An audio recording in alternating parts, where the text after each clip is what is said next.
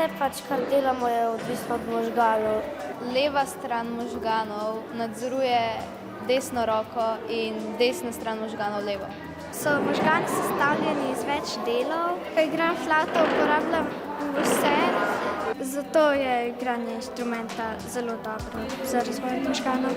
Prej nisem recimo vedel, da so možgani sestavljeni iz 3 delov, sesalcev, plazilcev pa primatov pač. Da poznamo neverbalno pa verbalno komunikacijo, obe dve zelo pogosto uporabljamo. Neverbalna komunikacija je obrazna mimika. Zato, da se lahko sporazumevaš tudi tako, da pač ne govoriš.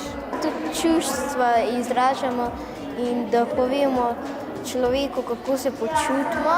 Z besedami ne moreš nekako opisati čisto svojih čustev, zato ta mimika obraza pokaže, kako se počutiš. Tudi če rečejo, da so veseli, lahko vidiš, da v bistvu sploh niso veseli.